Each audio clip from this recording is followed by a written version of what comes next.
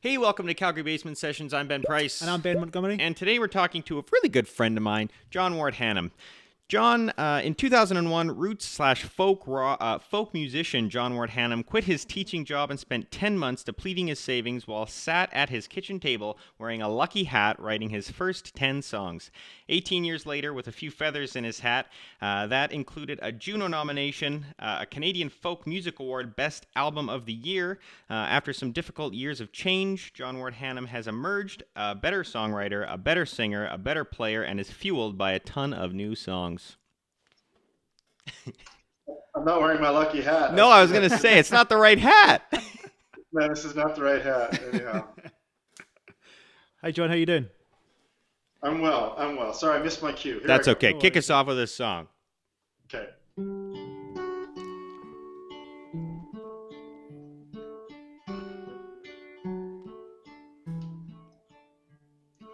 I know you're hurting. I know you're blue.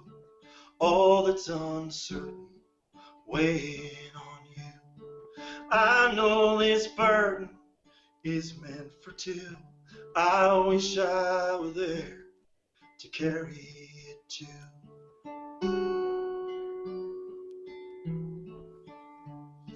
But I'll bring the love that you need, and I'll bring the love you deserve. It's you I can't wait to see on the other side of the curve. On the other side of the curve.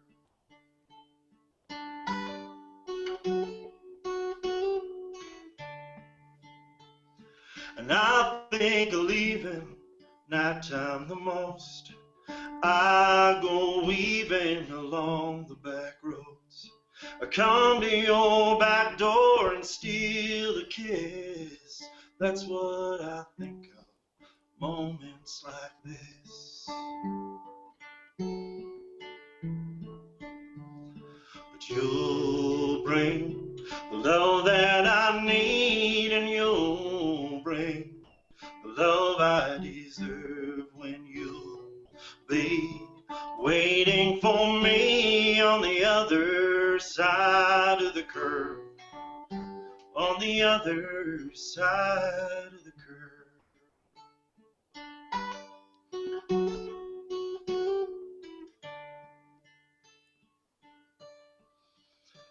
So go to your window wherever you are.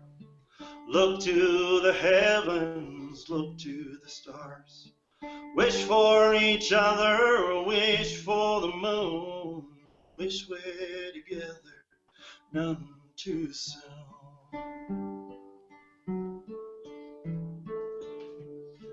We'll bring the love that we need, and we'll bring the love we deserve when we finally meet on the other side of the curve. On the other side of the curve.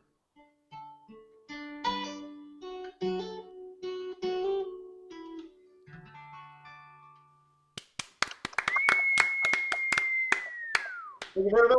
Fantastic. Fantastic, John. Thank you. There's a song for sure that came out of necessity. Mm-hmm. Yeah. Some of them do. Yeah. I work well with deadlines and urgency. Mm-hmm. Yeah, That's fantastic. Love it. So that's Love it. going on the new album.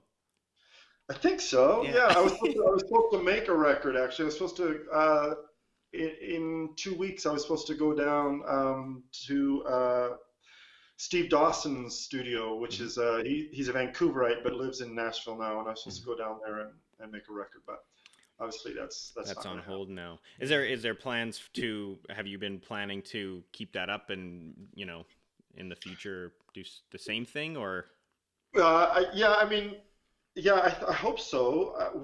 There's two reasons, obviously, that the recording can't happen. One is the obvious one of COVID, Mm-hmm. but the other one is that I had a little bit of savings and I had got a little bit of arts funding, but I needed a Kickstarter campaign. Right.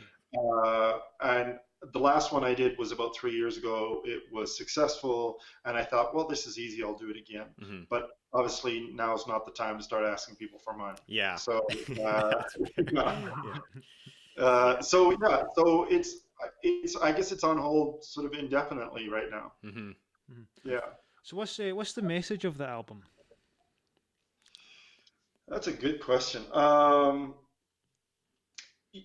I have some songs on there that I've written since we've been in this sort of self-isolation. I think mostly they were songs that I had written up at the Banff Center. Okay. I went up there and did a residency. I'm trying to think now. I guess it was March of last year. So March of 2019, I went up and did a residency, and I wrote quite a few songs while I was up there. There wasn't necessarily it wasn't a thematic sort of group of songs. I didn't really write around one particular theme or anything like that. But yeah, there was enough to make a record. I'm the type of person, I'm not very prolific, and I don't write lots of songs. When I have enough, that it is 10 or 12, then I go make a record. And in the past, I've gone to producers and they say, send me 20 songs and we'll pick the top 10. And I always say, I only have 10. Yeah. They're the best. Pick those. Yeah, exactly. But yeah, there will be a few extra songs on there that I have actually written. I like that one, Other Side of the Curve.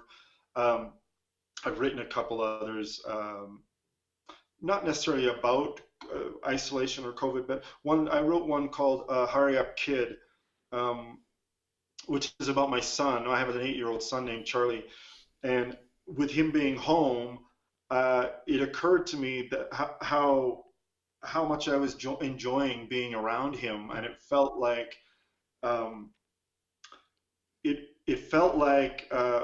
the time I got to spend with him before he started going to school. It felt like that again, except that it doesn't shit his pants anymore. That's the only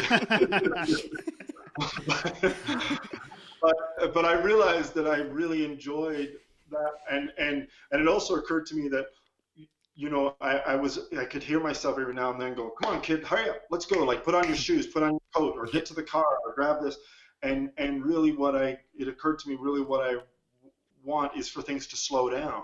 And I realized how much I enjoyed this life that slowed down a bit, and how much I've enjoyed being around my kid again. So I don't want him to hurry up. I want him to slow down. Yeah. Nice. Yeah. Tell us a bit more about your experience at the Banff Centre. For people that that don't know about the Banff Centre and stuff like that, just can you please explain your experience and what it is and stuff? Well, first, have you guys been? Yes. I've never been. Okay, so one of the Bens knows. Yeah. That it's it's like heaven for creative people. And there's one main reason. Well, there's many reasons, I guess, but the thing that I love the most about the Banff Center is the fact that you can spend 100% of your energy being creative. Everything, it's like being in a fancy hotel, and you have a little food cart, and you have your own little hut and your studio and things like that. It really is a place where you can hunker down. You have 24-hour access to your studio, and it really is a place where, I feel I've never left without feeling like I was very productive. And it helps that you're surrounded, with the Rocky Mountains, and you're surrounded with other people that are very, very, feeling the same sort of creative energy that you are. So I've been a few times now. I've been 3 or 4 times and done different residencies there, and it's always been really, quite. How does a singer-songwriter go about getting a residency there? Do they reach out to you, or does the group see? Because as a group, I know you can reach out and say, we have this that we'd like to workshop, and they'll say yes, you can do this or not or whatever. So how does an individual go about that? Right. So as far as music goes, there's a couple of residencies you can apply for. One they call there's an acronym BEAMER. I'm trying to think. Oh, that's Banff Music in Residence. They have residencies starting in early fall that go all the way to late spring. I think there's 5 or 6. Anybody can apply for those. Any musician of any genre, or that's the way I went the first time.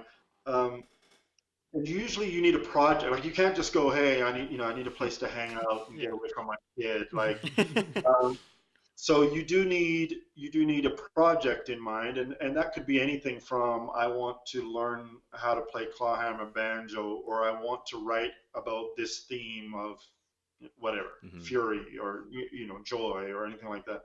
But one of the things the Banff Center did 3 years ago is they started a residency specifically for singer-songwriters, and it's called the International Singer-Songwriter Residency, and I applied for that one and got in. So yeah, I mean, for those who want to try it, it's a very easy process. You just have to have a project in mind. You can't just say I need to get away, because they'll just say, well, you can go to a motel and get away. Yeah, for sure. For sure. It's the same thing. Yeah.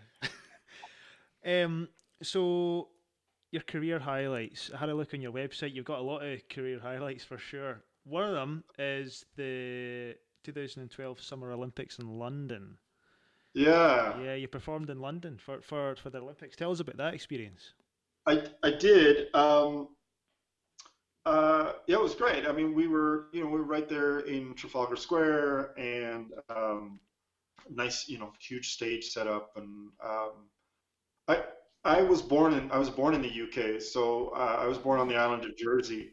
So for me, if I can ever get a chance to go to England, I always make sure that I take a little plane across the channel there and go visit relatives and things like that. So it was great. I mean, it's not like I was one of many artists there. It's not like it's not like the IOC. We need John. John, where are you? Come here, Yeah. Yeah, but it was, obviously it's fun. It's always fun to travel. It's always fun to play to new people and have an excuse to go, experience a different country. And I enjoy the ale. I'm a big fan of the pulled ales. Oh yeah. And, so yeah. I've heard a story about you recording an album in the UK by chance. Was that when you were in London for the Olympics, or? Do you think that was me? I'm trying to think if I. Oh, you know what? So I didn't record an album. Maybe this is what you're a couple of to. Songs, maybe. Yeah. Yeah. So I got hired by this little sort of. It's not even a concert series. I don't know what they call them over there, but they call them folk clubs, I guess, but they're not like the folk clubs in Calgary that have 300 or 500 people in a community hall or anything like that. We were in the back room of a pub, Right. and there was maybe about 25 people, and I got up. I was like one of about four musicians. I got up, I started singing, and I saw some guy in the back, actually, because again the room was so small. I saw some guy immediately get on his phone. And then when I was done, he came up to me and he said, "We have a studio called Silk Mill Studio. Do you want to come record some songs?" And I just said to him, I can barely pay for my airline ticket to get over here. And he said, "No, it's all free, and we've got 2 cameras shoot and the whole bit." And so yeah, I went and did that, and that was a lot of fun. I got to spend a day with those guys and just see how other people sort of do it, and it was free. Yeah. You can't ask for better. Awesome. No, I know. Yeah. You can't ask for better. Have you ever been anywhere else in the UK other than London? I mean, the last time I went to London, I played some of the smaller cities. Again, more of these sort of like just little sort of folky kind of clubs, and I'm just trying to think of where I was. I was in Portsmouth, London, Southampton.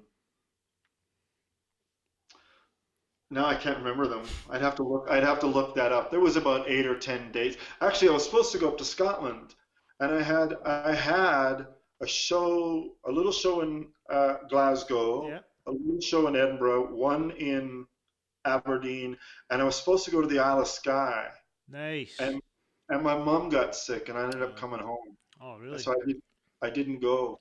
Right. Okay. Yeah. It's a Um, shame. and it was a shame. I've tried to get back, but they're not answering my emails. Mate, they don't even have internet up there in Isle of Skye, so. Yeah. Well, I was looking forward to going and trying some of the single malts and stuff. I'll bring you over, John. Don't you worry. I'll bring you All over. right, all When you right. go back. When I go back, Yeah. yeah. When I go Yeah. He's here. Don't hold your breath. back. When the government find out I'm here, I'll be There you go. deported Yeah. pretty soon. You're right. Right. So you also performed at the Alberta Winter Games I did. as well. Yeah. Yeah. They asked me to write a song, That's actually. commission, yeah. Yeah, that was Yeah. the first one. That's the first time anybody's phoned me and said, like, we'll pay you to write. Yeah. Which is nice. I wrote I'm trying to think of what it was called. I wrote a song called, Like the Northern Lights. like, hey, you've done your homework, like the Northern Wind. Mhm. Right off the Yeah, top of my head, I don't know. Yeah, yeah. That was a lot of fun. Mhm. That was a lot of fun, and I remember the night that I was supposed to perform. Um, I was supposed to play in the middle of a field on a podium, and it was about -30 something. Oh. And I remember worrying about my guitar cracking, and my fingers were extremely cold. And I had brought my fiddler, Scott Duncan from Calgary, with me, and apparently I had failed to tell them that I was bringing them. So the only inputs they had were on the stage. So there was quite a big stadium sort of stage. They put Scott the fiddler on it. They put me in the middle of the field. And when I started to play, everybody turned to the stage, Oh, and all the lights turned to the stage, and so I was standing there in the dark, Yeah. freezing. that's. It's all right. What an experience. Yeah. Well, Right. you can say you've played 2 Olympic Games, winter and summer. Oh yeah, right. Yeah, Olympic man. That's right. Yeah, that's right. Alberta I Winter Games aren't Olympic Games. Well, you could say that. I did play at the Vancouver Games though. Oh, did you? Oh, really? Okay. Yeah, So indeed. you have played 2 Olympic Games. Olympic. So I could call myself the Olympic singer. That might be my niche. Yep. Nice. Yep, Olympic singer. Yep, No, trademark. The problem is you only get work every 4 years, or every 2, I guess. Yeah. Well, maybe I could expand. I could be like Commonwealth Games. There you go. Yeah. All of those things. Summer and winter. Yes. Yeah. So, and you also we mentioned that the first commission you got was for the Winter Games, but you also you were commissioned by the University of Lethbridge to write a song as well, and that's where you studied. Yes. I did. Yeah. Well, I did. I didn't. I went to U of L in '90. I arrived in Lethbridge in '92, I think. Mhm. And obviously, the university was very different in 1992. It felt more like a big high school than, yeah, I did a degree in Native American Studies, and then I got a NAD degree as well. And I went out to the Blood Reserve, and I taught out on the Blood Reserve for about 6.5 years. And then I quit that, and then tried to, learn to play guitar and learn to sing and write songs and things like that. So I didn't actually go to school for music. When you quit your teaching job, you didn't play an instrument? I had played one I think I bought one about 1.5 years before I quit. And I went to the mall. Actually, I went to Park Place Mall. Okay. And Probably that same music store that's still there. Yeah. And I bought for 99 cents. They had like a PDF, like a Xerox of a chord chart. And so I bought it, and I came home, and I just remember thinking to myself, okay, well, if I just follow the chart and learn where to put my fingers, and started to strum along, and I just started to try and compose songs, and I feel like I listened to a lot of songs I still listen to a fair amount, but I listened a lot, like almost strategically. Like I would get a song, and I'd say, okay, what do I like about this song? And I would break it down, and I would type out the lyrics and print them up, and sort of look at the rhyming schemes or the way that they had built their bridges and things like that. So I really feel like I did sort of a self-independent study of sort of music and songwriting in some ways during those years. That's awesome. That takes a lot of guts, like leaving your teaching job and going down the musician path. That takes a lot of guts to do that. Yeah, I wouldn't do it again. Quit music, No, back I to probably teaching. would. It didn't feel like a risky thing. It didn't feel like I was sort of jumping off a diving board into the deep end. It more felt like, I guess I had my permanent teaching certificate. I could go back at any time if I felt like I wanted to. Although I knew when I left the school that June that I was never going to teach in that type of setting ever again. I knew that. Right. Okay. Okay. In fact, I took all my I don't condone littering, but I had all of my lesson plans and unit plans in the back seat of my car as I was driving from the res, and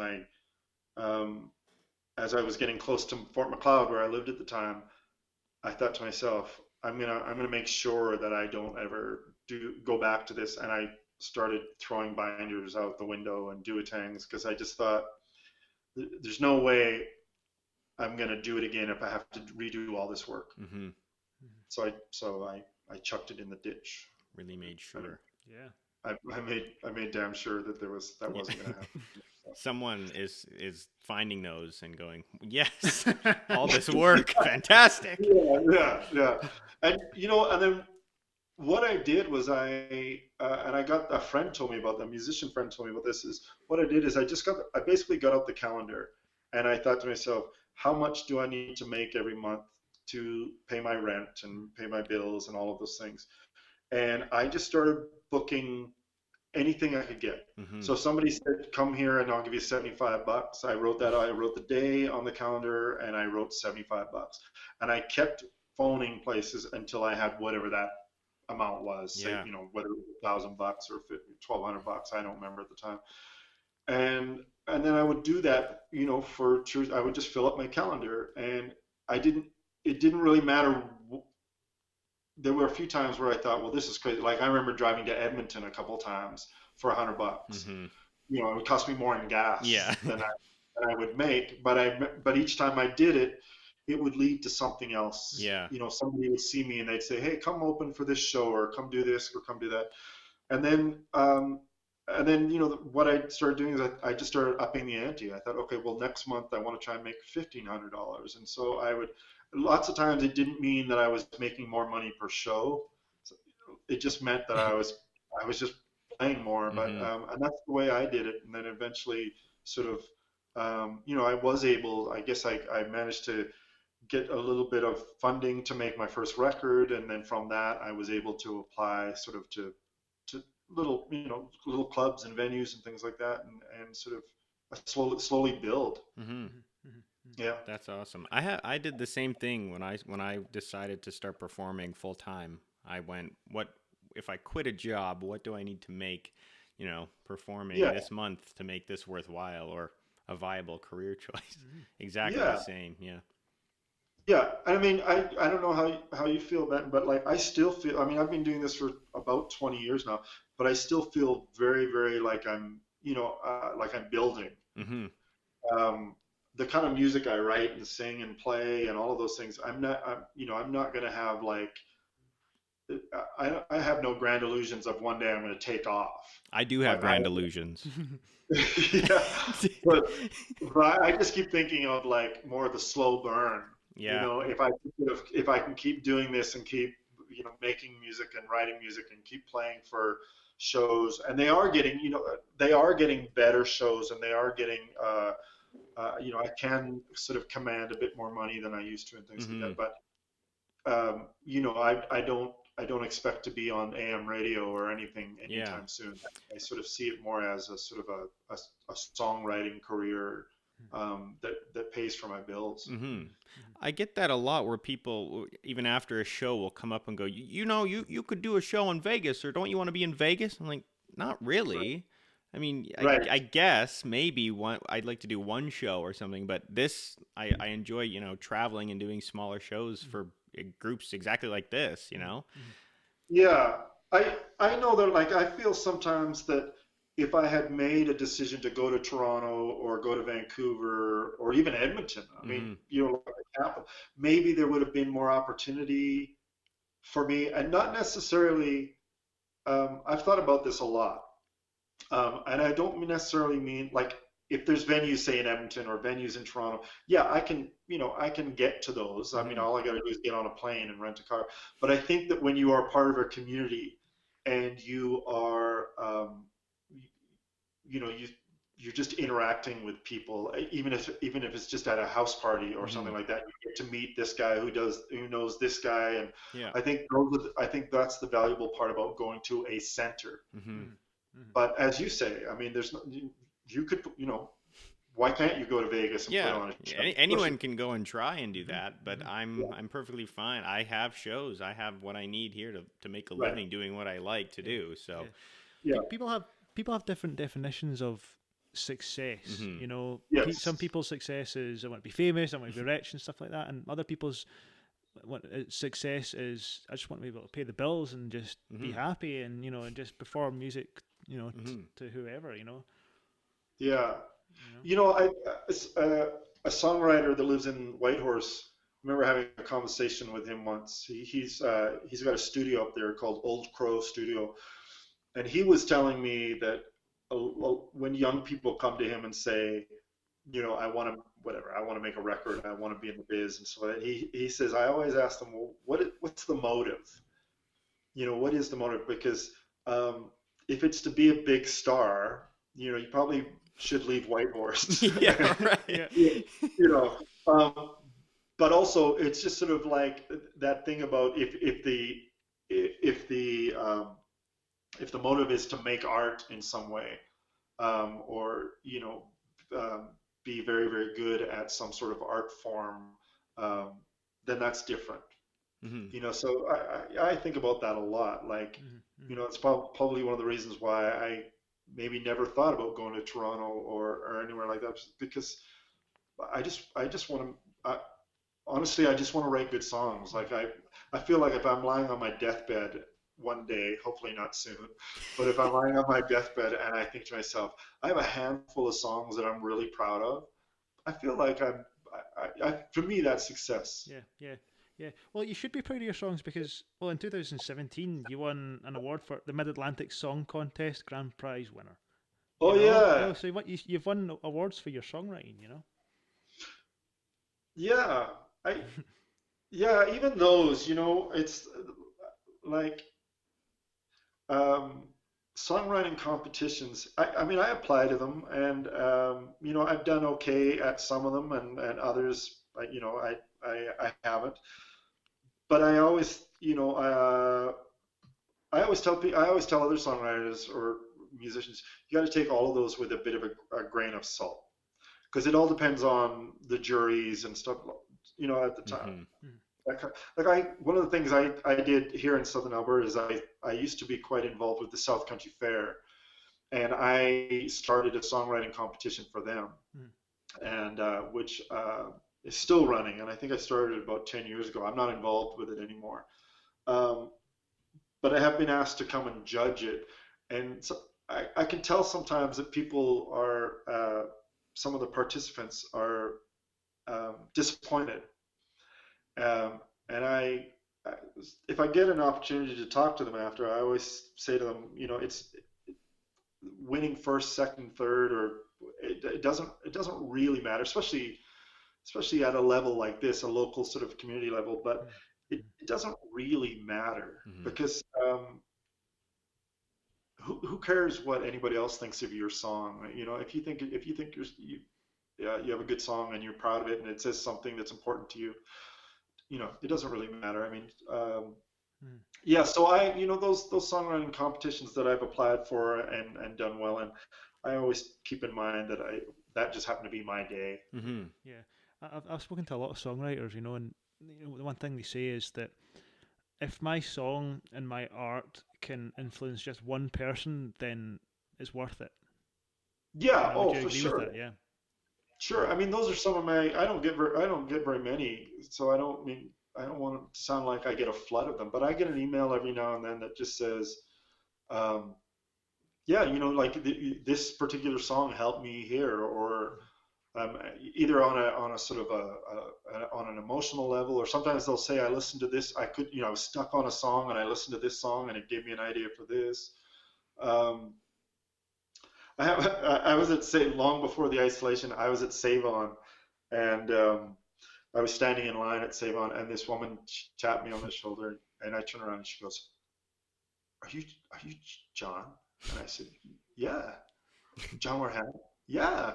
She said, one of your songs got me through my divorce. And I said, oh, that's really nice. Thanks for saying that. And then she looked down. The only thing I was holding is I had a 24 roll of toilet paper. And then I was thinking to myself, how am I supposed to look like a cool rock star? Toilet paper. There's no way. Yeah. There's no way to do it. It's impossible. Just going to buy my toilet paper? But yeah, those things are nice. Like you say, if you can write a song and it does something for someone, great. Yeah. Yeah. Awesome. Yeah. Awesome. So before we finish up here, John, can you tell people where they can find you online? Yeah. So the website is always, it's all my name. So johnworthannam.com is the website.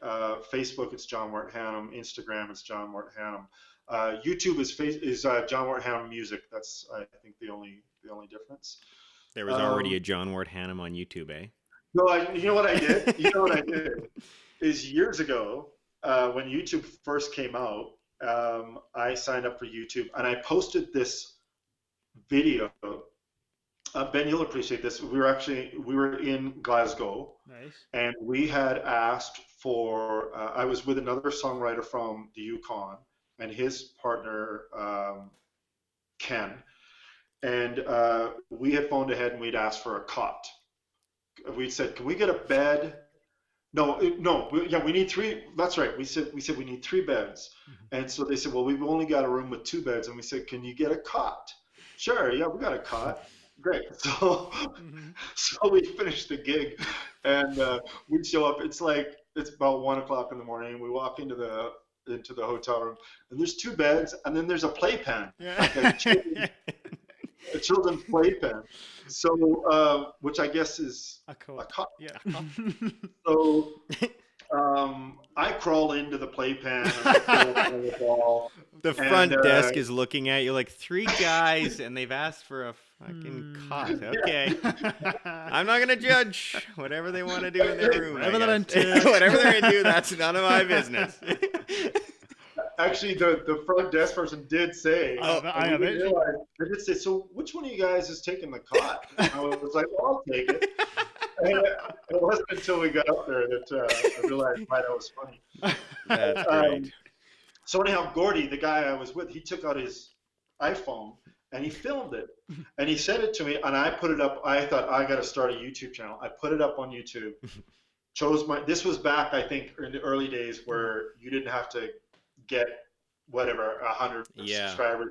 Like I just signed up at John Wort Hannam, and I posted this video, and I've forgotten. I don't know the passwords, and I've tried to reclaim that address many times, and I can't. And I finally gave up and started a new channel, John Wort Hannam Music. Okay. So if you go to YouTube and look at John Wort Hannam, there's one silly video of you in a cot. Me curled up in a playpen, I think sucking my thumb. Fantastic. Right, so as soon as this interview's finished, that's what we're doing. Yeah. We have plans. Yeah. So yeah, that's where you can find me. Those places. Fantastic. Yeah. Well, thank you so much, John, for being on. We really do appreciate it. Thanks for having me, you guys. I mean, I said to you when I first saw this, thanks for doing what you do, because you both know that it really is a community, and it's nice when people like yourselves sort of say, hey, I'm going to take some initiative here and build something and create something. So thanks for doing that. Yeah. We can't wait to have you in our basement actually playing a song in Yeah, front of us. Yeah, exactly. yeah, that'd be fun. Yeah. That'd be fun. Or in the Okay. cot, sucking Or, your yeah, thumb. on the Either, cot. whatever you Or in want the to do, cot, it's yeah, up to you. We can get a Okay, cop for you, yeah, no problem. Yeah. Do you have one more song in you to finish this off? Yeah, I'll Nice. play a song that was written when we started this little isolation.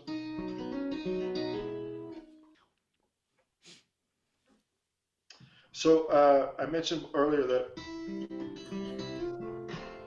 that I wasn't born in Canada. I was born in the UK. So we came here when I was 8. I was 8 years old when we came here.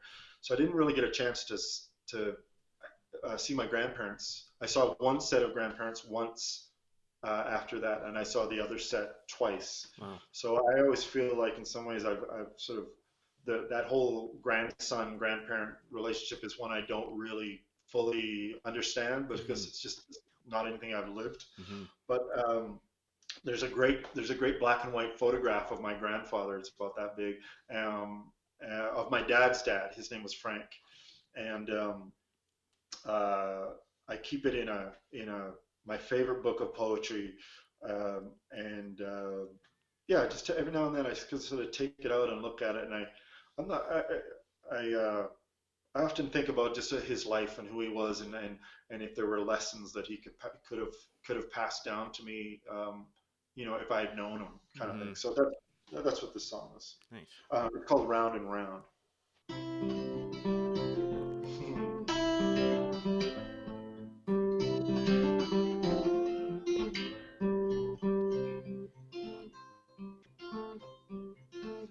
Hey grandfather, are you up there? Is it only promised it would be? I have never been much for prayer, but I have never seen times quite like these. Lately I have more questions than I have answers, turning in my head just like tiny dancers that go round, round and round, that go round, round and round.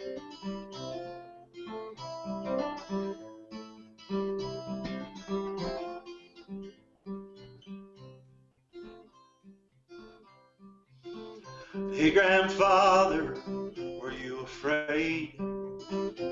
Some days I can't even catch my breath in that new uniform and beret.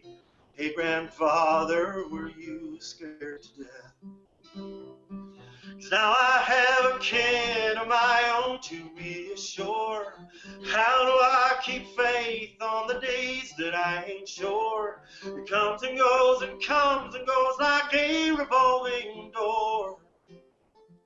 Oh, that goes round, round and round, that goes round, round and round.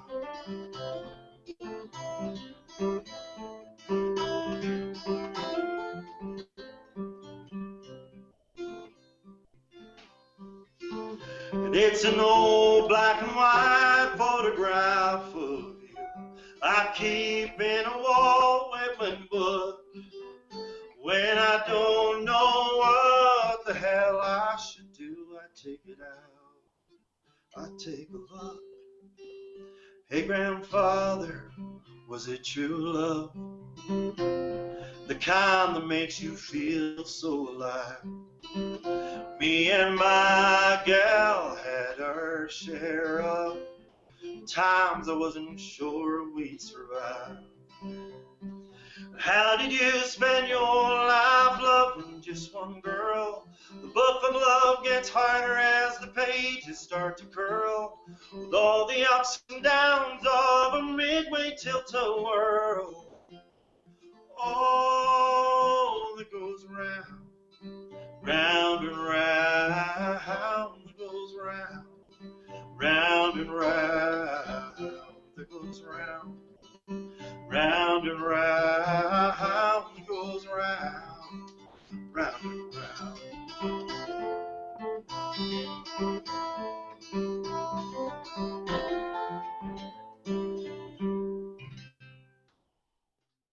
Thank you for tuning in to Calgary Basement Sessions. If you like the content, don't forget to like and subscribe. That really helps us out. And please follow us on social media on Facebook and Instagram at YYC Basement Sessions.